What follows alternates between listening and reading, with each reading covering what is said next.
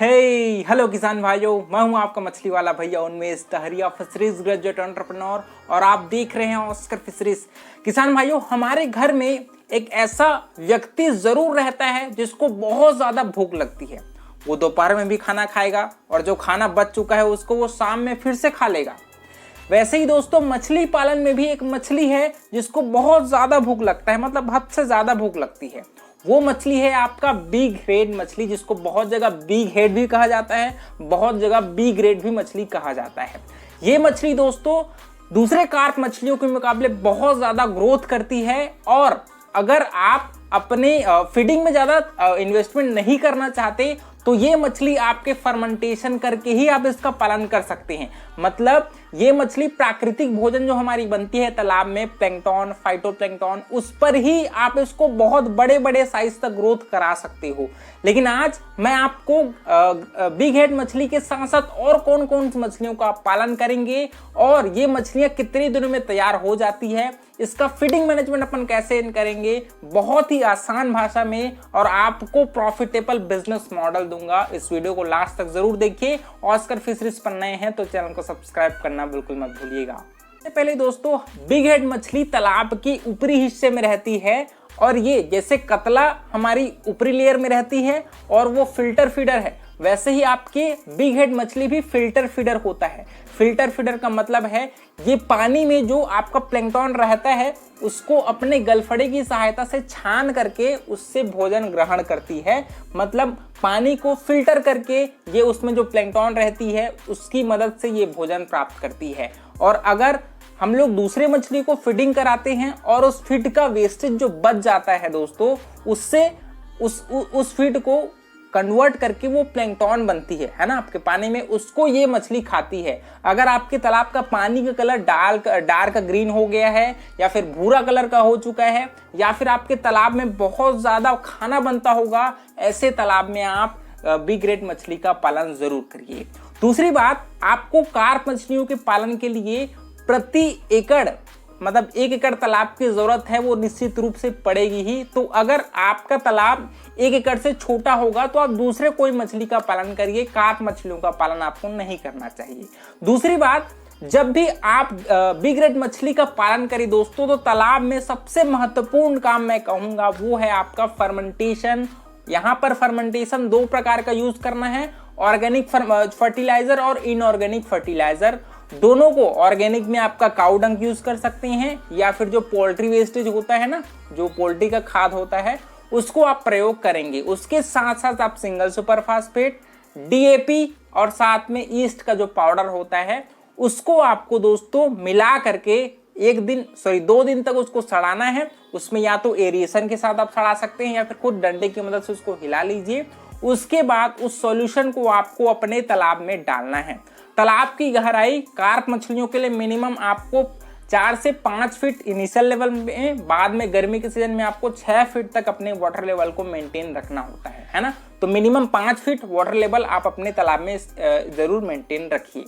दूसरा महत्वपूर्ण पॉइंट आता है यहाँ पर कि अपन स्टॉकिंग डेंसिटी कितना रखें तालाब में। स्टॉकिंग डेंसिटी का मतलब होता है किसान भाइयों कि आप अपने तालाब के प्रति स्क्वायर क्षेत्रफल में कितने बच्चे स्टॉक करते हो, उसको हम लोग स्टॉकिंग डेंसिटी बोलते हैं टेक्निकल भाषा में। लेकिन यहाँ पर मैं आपको तालाब के क्षेत्रफल के हिसाब से स्टॉकिंग डेंसिटी बताऊंगा।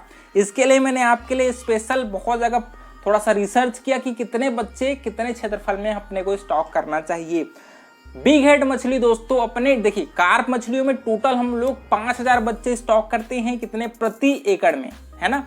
तो उन 5000 में से आपका 30% ग्रास कार्प के बच्चे होने चाहिए। रोहू बच्चे आप 20% स्टॉक कर सकते हैं, ठीक है।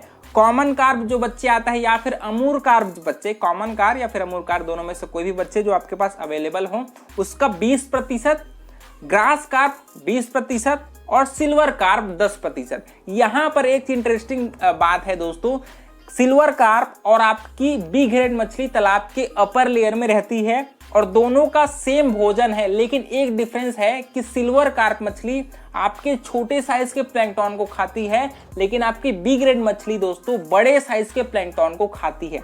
इसी वजह से मैं आपको बी ग्रेड मछली के साथ सिल्वर कार्प मछली को भी तालाब में डालने के लिए बोल रहा हूं।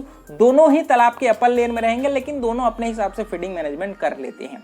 दूसरा महत्वपूर्ण पॉइंट यहां पर आता है कि आपको तालाब में रेगुलर फर्मेंटेशन जरूर करना है, क्योंकि दूसरे कार्प मछलियां एमसी में हम लोगों को ज्यादा फर्मेंटेशन की जरूरत नहीं पड़ती, क्योंकि हम लोग जो सप्लीमेंट्री फीड खिलाते हैं उसी से मछलियों को न्यूट्रिएंट्स मिल जाता है। लेकिन अगर प्राइमरी रूप से अगर आप बी ग्रेड मछली ज्यादा संख्या में डाले हैं दोस्तों, तो वो मछली फिल्टर फीडर है। इस वजह से आप ये मछली आप जो चारा खिलाएंगे उसके साथ साथ प्राकृतिक भोजन पर ये और ज्यादा डिपेंडेंट रहती है। इस वजह से मैं कहूंगा कि आप फर्मेंटेशन महीने में कम से कम 2 डोज 15 दिनों में एक बार प्रति एकड़ के हिसाब से 500 किलो गोबर और उसके साथ सिंगल सुपर फास्फेट, यूरिया और थोड़ा ईस्ट का पाउडर आपको 15 दिन में एक बार जरूर डालना है, क्योंकि जितना ज्यादा आपके तालाब में प्राकृतिक भोजन रहेगा ये मछली उतना ज्यादा ग्रोथ करेगी। लेकिन यहाँ पर एक प्रॉब्लम अगर आएगी तो वो है आपके वाटर क्वालिटी पैरामीटर्स। अगर आप 15 दिनों में फर्मेंटेशन कर रहे हैं दोस्तों, तो आपको वाटर एक्सचेंज थोड़ा सा ज्यादा करना पड़ेगा, लेकिन साथ ही साथ आपको सुबह सुबह उसमें एरिएशन की भी सुविधा डालनी पड़ सकती है। अगर मछलियां तालाब के सरफेस में आ रही हैं तब आपको समझ जाना है कि तालाब में ऑक्सीजन की कमी पड़ रही है, तो वहां पर आप फ्रेश वाटर तालाब में डालिए और सुबह सुबह उसमें बोरवेल की सहायता से नया पानी चलाइए, ताकि ऑक्सीजन लेवल है वो अच्छे से मेंटेन रहे। क्योंकि हम ग्रास कार्प मछलियों के साथ दूसरे मछलियां भी तालाब में डाल रहे हैं, तो इसके लिए आपको फर्मेंटेशन के साथ साथ तालाब में सप्लीमेंट्री फीड जरूर डालना है। आप कंपनी वाले फीड भी खिला सकते हैं। स्टार्टिंग के 2 से 3 महीने 30% प्रोटीन वाला फीड खिलाइए, बाद के समय में 28% प्रोटीन वाले फीड खिला सकते हैं। साथ ही साथ अगर आप चाहेंगे तो अपने फार्म पर ही फीड तैयार कर सकते हैं। फीड तैयार करना बहुत ही आसान है। जो भी आपके पास अवेलेबल होंगे, सरसों को खली हो गया, बादाम की खली हो गया, या फिर आपका कॉटन सीड का जो आता है खली, उसका भी यूज कर सकते हैं। उसके साथ साथ राइस ब्रान या फिर आपका जो डीआरबी बोलते हैं उसका भी प्रयोग कर सकते हैं। मतलब आपको प्रोटीन और कार्बोहाइड्रेट लेवल को मेंटेन करना है। साथ ही साथ आप उसमें थोड़ा सा मिनरल मिक्सचर भी तालाब में ऐड करते रहिए, ताकि तालाब का ओवरऑल इन्वायरमेंट है वो बढ़िया रहे। ठीक है, इस प्रकार से आप बहुत ही आसानी से, क्योंकि हमारी सबसे ज्यादा ग्रोथ करेगी आपकी बी ग्रेड मछली। ये आपकी साल में दोस्तों 2 से 3 किलो साइज तक पहुंच सकती है। ये डिपेंड करती है कि आपके तालाब में कितना ज्यादा प्राकृतिक भोजन है। इसके अलावा मेरे हिसाब से मैंने सभी चीजों को कवर कर लिया है, और ओवरऑल देखिएगा इस जो मैंने आपको कॉम्बिनेशन बताया है उसमें आपका प्रोडक्शन बहुत ज्यादा होने वाला है, क्योंकि जो भी एक्सेस फीडिंग होगा, जो स्लज बनेगा, उसको सभी को दोस्तों बी ग्रेड मछली खाने वाली है। तो बहुत ही आसानी से आप इस पालन को कर सकते हैं। किसान भाइयों, इस प्रकार से अगर आपको वीडियो पसंद आएगा तो वीडियो को लाइक जरूर करिए, ऑस्कर फिशरीज को सब्सक्राइब करना बिल्कुल मत भूलिएगा। और अगर आपके मन में कुछ सवाल होंगे उसको नीचे कमेंट करिए, आपका मछली वाला भैया आपको जरूर जवाब देगा। मिलते हैं अगले वीडियो में किसान भाइयों, तब तक के लिए बड़ों का सम्मान करिए, छोटों को प्यार करिए और खुद का ढेर सारा ख्याल रखिए। Thank you, thanks for watching.